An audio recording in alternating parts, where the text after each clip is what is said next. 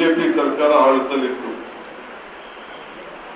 ಯಾವ ಒಂದು ಸಣ್ಣ ನಾವು ಮಾಡಂತ ಒಂದು ಕಾರ್ಯಕ್ರಮ ಕೂಡ ಅವ್ರ ಕೇಳಿ ಬಡವರಿಗೆ ಸಹಾಯ ಮಾಡುವಂಥದ್ದು, ಬಡವರ ಬದುಕಿನಲ್ಲಿ ಏನಾದ್ರು ಒಂದು ಶಕ್ತಿ ತುಂಬುವಂತ ಕಾರ್ಯಕ್ರಮ ಒಂದು ಕೂಡ ಮಾಡಲಿಲ್ಲ. ಅವರು ಭಾವನೆ ಮೇಲೆ ರಾಜಕಾರಣ ಮಾಡಿದ್ರು, ನಾವು ಬದುಕಿನ ಮೇಲೆ ನಾವು ರಾಜಕಾರಣ ಮಾಡಿದ್ರು. ಅವರು ಭಾವನೆ ರಾಮ ನಮ್ಮತ್ತ ಇಲ್ವೇ ರಾಮ, ನಮ್ಮತ್ತ ಎಲ್ಲಾ ದೇವರು ನಮ್ಮತ್ತಿದ್ದಾರೆ, ಎಲ್ಲಾ ಧರ್ಮದವರು ನಾವು ಕಾಪಾಡ್ತೇವೆ. ಆದರೆ ನಮ್ಮಲ್ಲಿ ಭೇದ ಭಾವವನ್ನು ಉಂಟು ಮಾಡದೆ ಒಂದು ದೊಡ್ಡ ಪ್ರಯತ್ನ. ಕೊನೆಗೆ ರೀಸೆಂಟ್ ಆಗಿ ನಾನೆಲ್ಲ ಹೋಗಿದ್ದೆ, ಮನೆಗೂ ಅಕ್ಷತೆ ಹಚ್ತಾ ಇದ್ದೆ. ಏನದಕ್ಕೆ ಹೇಳಿದ್ರೆ ಅಯೋಧ್ಯೆಯಿಂದ ಬಂದಿದ್ದೆ.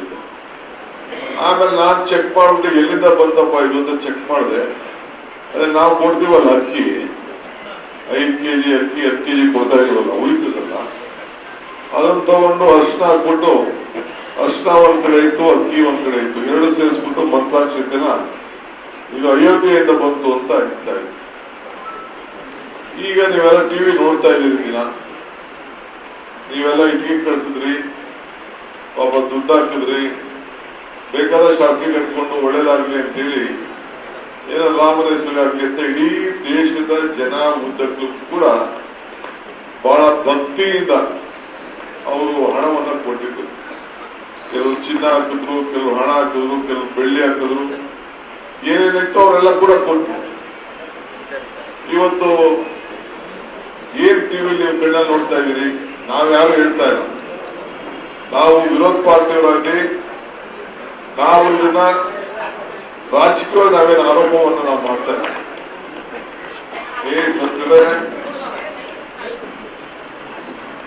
ನೀವು ಕಣ್ಣಲ್ಲಿ ಏನು ಟಿವಿಲಿ ನೋಡ್ತಾ ಇದ್ದೀರಿ, ಆ ಟಿವಿಲಿ ನೋಡ್ತಾ ಇರೋದು ಏನಾದ್ರು ಸುಳ್ಳಿದ್ಯಾ? ಎಲ್ಲ ಸಂಪೂರ್ಣವಾಗಿ ಏನೇನು ಹೆಚ್ಚು ಕಮ್ಮಿ ಆಗಿದೆ ಅನ್ನೋದನ್ನ ಇವತ್ತು ಮಾಧ್ಯಮದವರು ಎಲ್ಲ ತೋರಿಸ್ತಾ ಇದ್ದಾರೆ. ಇದಕ್ಕೆ ನೀವು ಕೇಳಬೇಕು ಮತದಾರರಿಗೆ. ಇದು ಇಡೀ ದೇಶದ ಜನರ ಸ್ವಾಭಿಮಾನಕ್ಕೆ, ನಂಬಿಕೆಗೆ ಒಂದು ದೊಡ್ಡ ದ್ರೋಹ ಬಂದಿದೆ. ಏಕೆಂದ್ರೆ ಎಲ್ಲಾ ಗುಣಗಳಕ್ಕಿಂತ ದೊಡ್ಡ ಗುಣ ಯಾವ್ದಪ್ಪ ಅಂದ್ರೆ ನಂಬಿಕೆ.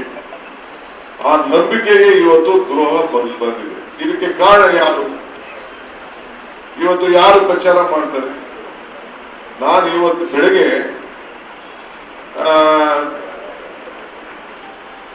ಸುವರ್ಣಸೌಧದಲ್ಲಿ ಒಂದು ಸಭೆ ಮಾಡಿದೆ. ಎಲ್ಲ ನಮ್ಮ ಶಾಸಕರು, ಕಿತ್ತೂರು ಕರ್ನಾಟಕದ ಎಲ್ಲ ಶಾಸಕರನ್ನ ಇಲ್ಲಿ ಕರೆಸಿದ್ದೆ. ಶಾಸಕರು, ಅಧಿಕಾರಿಗಳು ಎಲ್ಲರೂ ಕೂಡ ಒಂದು ಪರಿಶೀಲನಾ ಸಭೆಯನ್ನು ನಾವು ನಡೆಸ್ತೇವೆ. ಈ ಬರಗಾಲದಲ್ಲಿ ಏನ್ ಮಾಡಬಹುದು ಅಂತ ಹೇಳಿ. ಅದಾದ್ಮೇಲೆ ಎಲ್ಲ ಅಧಿಕಾರಿಗಳು ಒಂದು ಆದೇಶ ಕೊಟ್ಟಿದ್ದೇನೆ. ಎಷ್ಟು ಮುಜರಾಯಿ ದೇವಸ್ಥಾನಗಳಿದೆಯೋ, ಆ ಮುಜರಾಯಿ ದೇವಸ್ಥಾನದಲ್ಲಿ ಎಷ್ಟು ಹುಂಡಿಗಳಿದೆಯೋ, ಆ ಹುಂಡಿಗಳಿಗೆಲ್ಲರೂ ಕೂಡ ಒಂದು ಪ್ರತ್ಯೇಕವಾದಂತ CCTV ಕ್ಯಾಮೆರಾ ಇಡಬೇಕು. ಯಾರು ಹಣವನ್ನ ಹಾಕೋದ್ರಿಂದ ಹಿಡಿದು ಹಣವನ್ನ ತೆಗೆದ ಮೇಲೆ ಲೆಕ್ಕಾಚಾರ ಹಾಕುವವರೆಗೂ, ಬ್ಯಾಂಕ್ ಹೋಗೋವರೆಗೂ ರೆಕಾರ್ಡ್ ಅಲ್ಲಿ ಇರಬೇಕು. ಇದು SP DC ಇಬ್ಬರಿಗೆ ಅದು ಜವಾಬ್ದಾರಿ ಅಂತ ನಾನು ಹೇಳಿದ್ದೇನೆ. ನಾಳೆ ಬೆಂಗಳೂರು ಹೋದ ತಕ್ಷಣ ಅದಕ್ಕೆ ಸರ್ಕಾರಿ ಆದೇಶ ಕೂಡ ನಾನು ಹೊರಡಿಸೋದಿದ್ದೇನೆ. ಯಾಕೆಂದ್ರೆ ನಮಗೆ ನೀವು ಯಾರಿಗಾರು ದೇವಸ್ಥಾನಕ್ಕೆ ಹೋಗಿ ಇನ್ನ ರಾಮ ಮಂದಿರದಲ್ಲಿ ಇಂಥ ಪರಿಸ್ಥಿತಿ ಆಯ್ತು ಅಂತ ಅಂದ್ರೆ, ಇಡೀ ಎಂತೆಂತ ಸಾಹುಕಾರಗಳು ಎಷ್ಟೆಷ್ಟು ಕೋಟಿ ಹಣ ಕೊಟ್ಟಿದ್ರು, ಎಂತ ಬಡವ ಇಲ್ಲಿಂದ ಇಟ್ಕೆ ಕಟ್ಟಿದ್ದ, ಎಷ್ಟು ಜನ ಅಲ್ಲಿ ಹೋಗಿ ಗಂಗಾ ಜಲದಲ್ಲಿ ಪೂಜೆ ಮಾಡ್ಕೊಂಡು ಅಲ್ಲಿ ಹೋಗಿ ಆ ದೇವಸ್ಥಾನಕ್ಕೆ ಹೋಗಿ 10 ರೂಪಾಯಿ ಹಾಕಿದ್ದೋ, 100 ರೂಪಾಯಿ ಹಾಕಿದ್ದೋ, 1000 ರೂಪಾಯಿ ಹಾಕಿದ್ದೋ, ಏನೋ ದೇವರ ಹೆಸರಿನಲ್ಲಿ ಇವತ್ತು ನಡೀತಾ ಇತ್ತು. ಇದನ್ನ ಇಂಥದ್ದು ನಮ್ಮ ರಾಜ್ಯಗಳಲ್ಲಿ ಯಾವುದಕ್ಕೂ ಕೂಡ ಅವಕಾಶಗಳು ಸಿಗಬಾರದು ಅಂತ ಹೇಳಿ ಮುನ್ನೆಚ್ಚರಿಕೆಯಾಗಿ ನಾನು ಈ ಆದೇಶವನ್ನು ನಾನು